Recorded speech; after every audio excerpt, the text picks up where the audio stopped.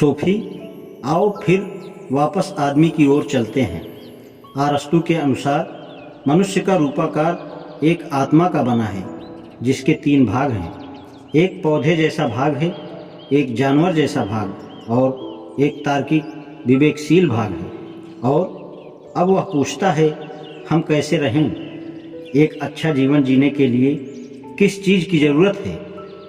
उसका उत्तर, मनुष्य अपनी सारी क्षमताओं और योग्यताओं का उपयोग करके ही सुख प्राप्त कर सकता है। अरस्तू का मानना था कि सुख 3 प्रकार के होते हैं।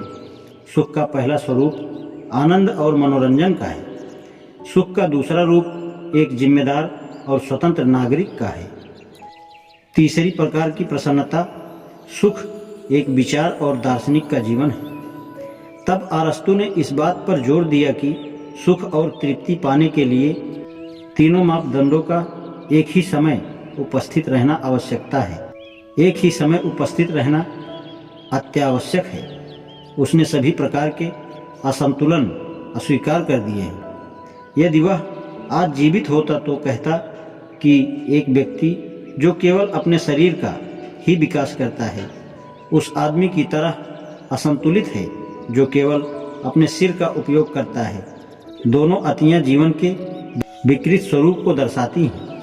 यही चीज़ मानवीय संबंधों पर भी लागू होती है। जहाँ अरस्तू एक स्वर्णिम मध्यम मार्ग की वकालत करता है, हमें ना तो कायर और तेज तर्रार अपितु साहसी बहुत कम साहस का अर्थ है कायरता और बहुत अधिक साहस का मतलब है तेज तर्रार होना चाहिए। ना तो कंजूस और ना फिजूल खर्ची अपितु उदार।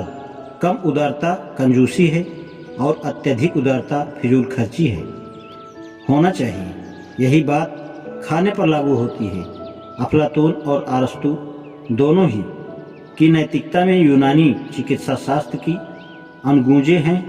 संतुलन और आत्मनियंत्रण के व्यवहार द्वारा ही मैं सुखी और समन्वयपूर्ण जीवन प्राप्त कर सकता हूँ।